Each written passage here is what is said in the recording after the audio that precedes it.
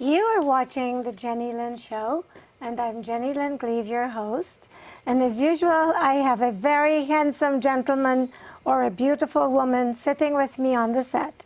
And tonight, that gentleman happens to be Mark Whelan.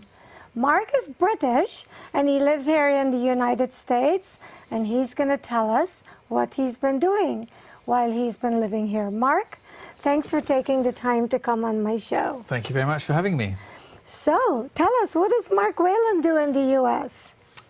So my company is called Human-Centered Leaders, and I'm this founder. I'm also executive coach. What we do is we offer on-demand coaching, and we coach 3 specific areas: performance, productivity, but perhaps more importantly, considering we're in this kind of current climate where there's a lot of cynicism and not so much optimism, we also coach on purpose. So how did you get started? I mean, you say you're an independent company, right? Yep, that's right. Yeah. So how did you come to the U.S. and start doing this? And do we have a shortage of this type of expertise in the U.S., I must ask? So it came about, I was involved in the startup world as a product manager for a long time. And then I got to a certain point in a runway in my career where I thought, okay, I want to do something bigger than just working on projects for financial returns. And then my brother and I had a conversation. We were talking about my grandfather. And my grandfather had set up an institute in the United Kingdom, which then went around all the world. And the institute was called the Institute of Management. And that's a multinational. And I said, you know, maybe I should do something more in line with what my grandfather was doing, which was to, you know, basically help and serve other people rather than just my own ends. And that's why I came. You know, after some success in Silicon Valley, then I decided that I wanted to offer, you know, service and do something that I would be proud of and look back on, you know, in my old age and hopefully say I did my bit. Remarkable. Thank you. So tell me, is it difficult to start an independent operation like this in the Valley where it appears there are lots of people doing what you're offering? Well, yes and no. I would say you've got, it's not just the Valley that offer this kind of coaching. You've obviously got some very well-known names within the industry that advertise themselves and their ego, and they're... Of course. No names mentioned. Never separate the two. But, you know, they'll charge you a very large amount of money to bring people in and offer them that their workshops will offer them some confidence, and then they'll leave their shows or workshops feeling pretty hyped about what they're doing, and then they have to pay another 6 to 10 grand the next time they go, and you know, they go through it. But I looked at this industry and I thought, you know, some of this lacks integrity, and that's why I focused on the human-centered approach, because I thought this is the area that's missing in this industry, and this is something that I thought, well, this gives me an advantage. It gives me something that A, I believe in, and B, I'm seeing, you know, is missing here. Were you able to zero in on that because of your involvement with the startup culture? I just felt like there was just a natural inclination from, you know, the millennial community is not the right word, but from younger people. And I also found that from intergenerational, it just got to the point where I was talking to people, they were doing their job, they were working long hours, and they felt dissatisfied, and, you know, they were going from one company to the next, and they were, you know, often you'll find that people will say, I'm kind of dissatisfied, or I'm lonely, or I work really long hours, I don't get a chance to see my family, or my family's a long way away in a different country, and I'd like more out of my life than just this. So what type of a clientele do you target? Do you go to big corporations, smaller companies? C-suite. Okay. C-suite for big companies. And I've also done some, well, various institutions, so with big Gov, and I recently was, I led chaired a session at Stanford called A Vision for the Future, Human-Centered Leaders, which was, that was part of the Marshall Scholarships Foundation. So we had people from probably the top percentage of Oxford University Cambridge, MIT, Harvard, and Stanford, and then I end up coaching a session there on Wow. like what future of leadership. Yeah, that's awesome. And what kind of leaderships, what kind of leaders we all would want to see, and not just in the corporate world, but also perhaps beyond that as well. Is the British government giving you any type of support? How do you get? Yes, I do get some support from the UK Gov. I'm part of a group which the ambassador put together, so I do have support from the UK, both in San Francisco and back from London. But it's not it's not about being just British. It's about, like I said, leading from a human point of view. So anyone, and it doesn't really matter where they're from. It's not an exclusive.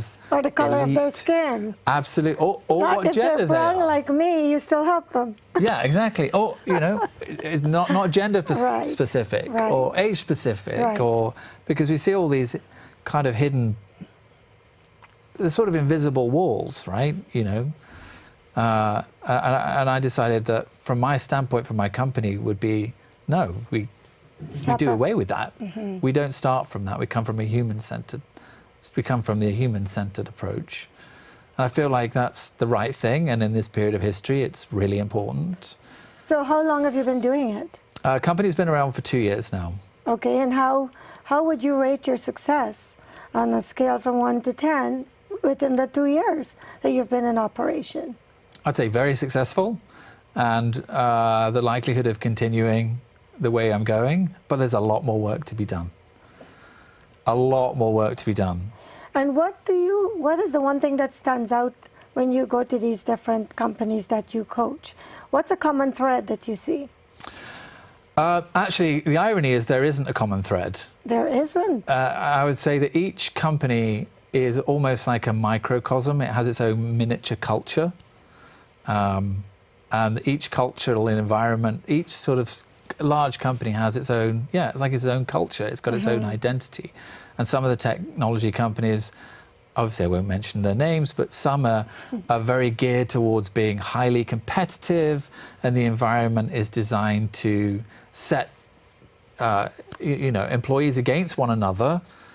And then others which are more collaborative, and they see that they want to improve the environment and be more inclusive and have cross-functional teams and of different ethnicities and also different backgrounds, and they're encouraging that.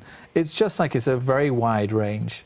So I'd say they're almost like miniature countries in a way, if you think of it like that. Mm-hmm. I've never understood companies that set their employees up to compete against each other. What do you think is the reason behind that? Is it their way of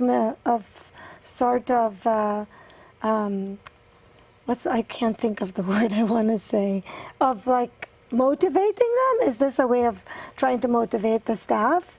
The companies that do that?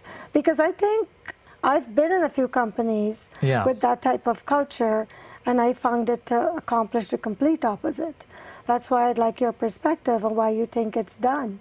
So I would advocate, I wouldn't advocate, but I think, well, from my experience, the justification for it is we get maximum return over the shortest period of time. So from the board level, the idea is we just want to make sure our quarterly is the highest possible. The downside of that is it can be human capital is an expense. Mm-hmm. So in sales teams, they're driven to the point of despair, to the point of stabbing each other in the back. Absolutely. And you see, and also you see departments which some managers thrive from having departments against one another. So engineers can say, "Hey, sales, you don't know what you're talking about," and marketing can the engineers can say to the marketing, "Well, we don't really need you anyway, so we're not going to talk to you."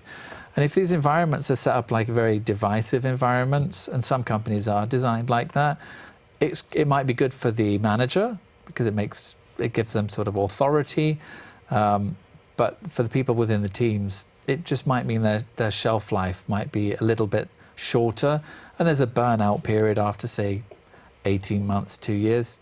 They want to give up, and they want to move somewhere else. Right, and that's exactly what happens. So what do you do when you go into a company and you notice that that's the culture? what advice do you normally give to companies like that? I wouldn't really give them advice. From companies that I see, when I see these kind of environments and I see the cost on human capital, I look at it from a business case, because essentially they want to understand from a business case. And from the business case, I would say, you know, like, what's your turnover? How many employees are you getting through? Are you having to constantly rehire? It's very expensive and time consuming to keep rehiring. And companies seem like they're oblivious to that fact. Like, every time you hire a new employee, it's costing your company money. Yeah. So why not hire better people, or manage and strategically place the people you hire? I would say, from my observation, a lot of companies hire great people, but they're not strategically positioned. So the company is not getting the best out of that person. Right, yes. What do you think? How would you help a company that's investing in you with that? Do you just ignore it because that's not what you do, or do you gently suggest? I'm not sure I understand the question. When you've gone into a company where you notice that that's the culture, if they're just bringing you in to coach, but you notice that happening, do you address it or just ignore it because that's not what you're hired for? It depends upon the circumstances, it really does. What I'll look at is I'll look at as a business case, and I'll say, look, from a human case, I'll say, like, this is what I see, and this is what the evidence is, and we'll talk to the people within the team and find out what their feedback is. And sometimes what employees think and experience might be different from what the manager will say, or their team lead, or the director will have to say about the team. And it depends on how deep the dive is. But it just depends. That's a difficult question to answer. Okay. Without. I was just wondering, as a coach, when you go into these companies, if you notice that. Because a lot of companies, people are just oblivious. They're just turning people over. And what they don't realize is when someone leaves, they go and talk. And the company is getting all these labels, but they continue in the same cycles of the same things. So I was just wondering if, when you come in and you notice that, if you feel free to address it, or you just go in and coach and leave. It all depends. Okay. It depends on the case. So, I mean, there are now feedback loops for former employees that will now, I won't say the names of the companies, but they'll actually have like the equivalent of Yelp reviews, and they'll say, this is my experience at the company, and this working for this person was like this. This was very encouraging, or this person was a divisive environment. So in those cases, I can present those and say, look, this is what your former employees think of your company, and it's up to them whether they take that and they listen to it, because you can take a horse to water, but you can't make it drink. Right. You can't make it drink. That's right. But the best thing I can do is I can offer them the feedback and what that means as a business case, and that's sort of language that rests. You know, that's Silicon Valley speak. It works really well here, and at the extent of employee turnover and how, you know, reinvesting in employees as, you know, human capital being the most important asset over time is, you know, the business case becomes kind of like self-evident. Right. Yeah. So I know you've lived in other parts of the world. I know you've spent a lot of time in Italy, and you could fill in the blanks of the rest of the countries. How do you compare your experiences? Did you work there? And if you did, how do you compare it to the work ethic here in the Silicon Valley? Oh, wow. So I've lived in New York, I've lived in Frankfurt, I've lived in Sydney, I've lived in Rome, and I've lived in Los Angeles. And in terms of work environment, I would say this area has the highest concentration of pressure for productivity and performance. Do you think it's because it's a Silicon Valley and it's where most of the innovation is, and where all the new cutting edge whatever is happening? Do you think that has something to do with it? Yes, I also think the cost of living, well, that plays an important role, because, you know, if you've got a young family and house prices are a certain price, and you've got student loans to pay off, for example, then that focus to make sure that job is done properly, it becomes a very sort of intense pressure for the person. So from my experience here, I would say this ecosystem more than any other is much more focused on performance and productivity, and it just means that the cost to the individual sometimes can be pretty overbearing. Well, you're British and I have a British upbringing. So when I came to the United States to live, I was shocked when I found out that young people here begin their life in debt. Yes, I was too, yeah. I mean, what was your reaction to that bit of information? Well, I actually wrote a report for Oxford University on this subject. So you did? Yeah, because I was so horrified. So was I. By the idea that you're in the most sort of vulnerable period of your life, right? And You're you entering have debt. adulthood, and you've come into a point where, how do I lay foundations for a secure future when you've got such a big responsibility as a huge debt to pay off? And I mean, I was looking at it and thinking, well, the consequences are that people take jobs that they otherwise may not necessarily take. And they may find themselves that the degree that they've taken, the knowledge that they've acquired from that degree, in some cases now becomes obsolete. So it doesn't become, there's actually the ROI is not there. And that's a huge challenge too. So yeah, I was fortunate in that I personally was fortunate, and I feel really bad for a lot of people that come out of college with a degree that may not be that valuable in 5 years, But they owe a heck of a lot of money for a lot of time. Absolutely, and technology is transforming, is moving so quickly. Who knows whether that, with AI, robotics, with virtual reality, with quantum computers, with quantum computing, with blockchain, for example, with all these different areas of innovation, what somebody learned 2 days ago or even a week ago is actually no longer relevant. So something that I do is I focus on coaching for critical thinking as well as empathy. So critical thinking is independent thinking. It doesn't matter whether the world is changing, it's just that the individual learns how to think critically rather than accept, say, for example, news or media or agendas or even business reports which are given to them, so they can work out, okay, what do I want, what actually is this, do I trust this? If I do, can I verify it? And I think that critical thinking is actually is perhaps one of the most critical skills. Well, one of the things you said that jumped out at me while you were speaking is I had the CEO of one of the AI companies on my show, and he said that we would all be equal, that even if you're smarter than I am or we're smarter than someone else, it wouldn't matter because computers will take all of our examinations for us, and so you won't really have to use your brain. And I asked him what would happen with the people who've gone to college and gotten whatever degrees.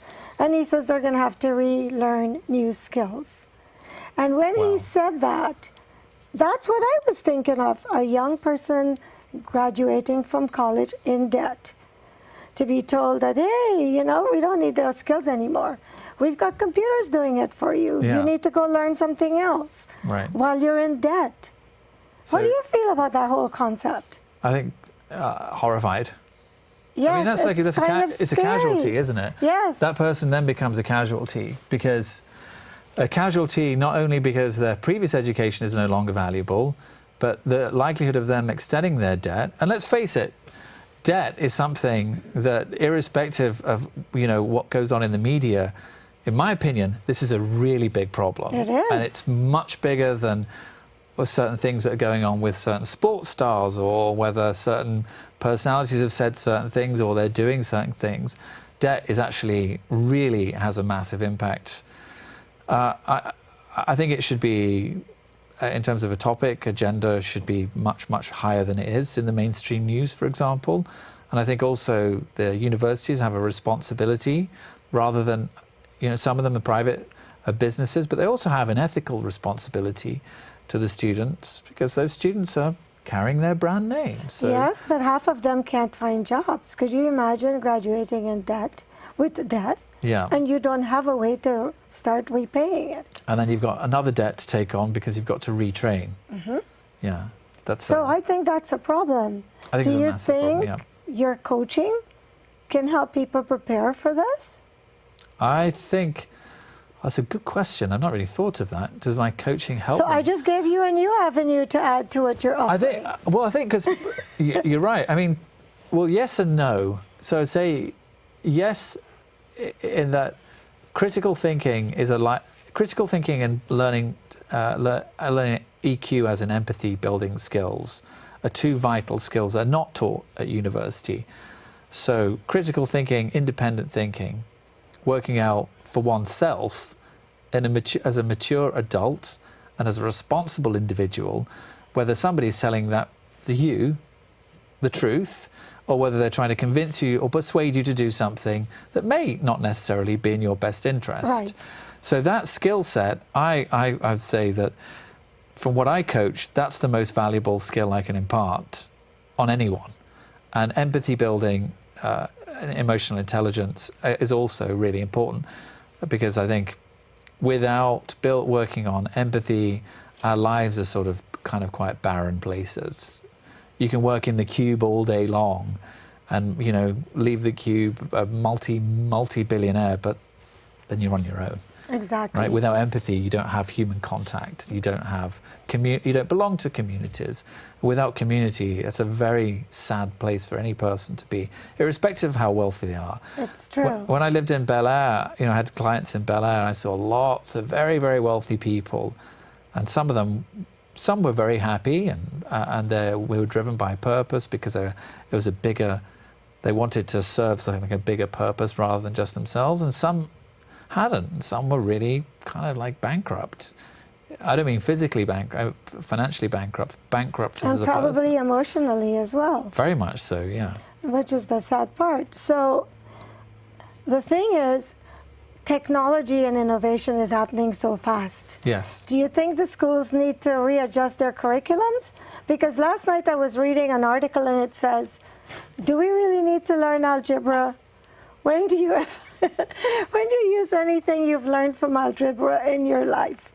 And I was thinking about that. Do you have an answer to that question? I mean, I think as an education model, I think it's probably more likely that learning certain skill sets and competencies will be a lifelong process. I think the general misconception is if anybody believes I've learnt these skills, I don't need to learn anything anymore, that's my lot in life. I think that's a delusional person. Of course. We all need to continue learning, right? Life is a university. Irrespective of whatever age you are, there are things that come up, and to learn from those is what a responsible person will do. Right. So I think the continual learning is important. I think the debt is really the issue. I think that's the main thing, because you can continue to learn. You can learn to be teach yourself or work in a community. If you've got good empathy skills, you can be part of a community. The community helps that person learn, whether it's code, or whether it's marketing, whether it's sales, whether it's HR, or whatever it is. You can learn these things from other people. So essentially, at the end of the day, we learn from each other. Right. Right. We also. The knowledge is derived from somebody else's thought somewhere along the line. So, well, we're down to less than 5 minutes. Can you believe it? We are. Yeah, we are. Really? We are. I thought we just started. No, we are. But before we wrap up, as a coach, Yeah. I know you're not a school coach, but you're a coach. What would you say to a young person who's about to enter into college? Do you have any advice you can offer to them? About to enter into... Someone who is about to go into the school system, that causes you to incur debt. To incur debt. What would you say to that person? I would say the two things, you're going into to learn, and life is a university. It doesn't stop. So whatever knowledge that's acquired, it never stops at the second, once one has got the little piece of paper or the letters after. But let me ask you a question. And this is a thought-provoking question. Okay. How much of what you learned back in your university life do you remember and do you use today? The critical thinking, all the time. Okay. Certain aspects of knowledge, some things I learned which are now irrelevant and pointless. But the critical thinking and the way to build relationships with empathy, that's vital. That's helped me travel all over the world. Okay, so we're down to 2 minutes. 2 minutes. What haven't I asked you that you want to make sure you leave with anybody watching this show? Well, I haven't. I don't know. I'm not even. I didn't think of that. Okay, all right. What so as a you coach, asked? What you haven't asked me? Right, that you think people should know about what you do before we wrap. We have a very short period of time. The pressure is on. I don't know. Okay, so I'm not sure. let me ask you this question then. Okay. As a coach, and you're dealing with a lot of people, coaching them, you said, on empathy and Yep. also on their jobs. Yeah. What's the one thing you see a lot that you want to make sure you leave with people? That the one thing that you find you encounter a lot, regardless of the company. It doesn't matter how good you are. I can make you better. It doesn't matter. Everyone has the ability to grow. Everybody. And you feel that you can add value to their lives to make them make their life better. Absolutely, yeah. Because of your expertise. Absolutely, yeah. And you have to examine a person and get a feel for them because we're out of time, and then you address them accordingly. Is that how you operate? Absolutely, yeah. Okay. Yeah. Solve the problems and then look at where they need to grow and then chart a course and head towards that. Thank you, Mark, so much. We're out of time. Thank you for taking the time. Thank you to my wonderful crew. I love you guys. And thank you to my viewers. I hope that you have heard what Mark had to say. And if you need his help, write to the Jennylyn Show. And thank you for watching. And we'll see you next time. Thank you, Mark. Thank you very much.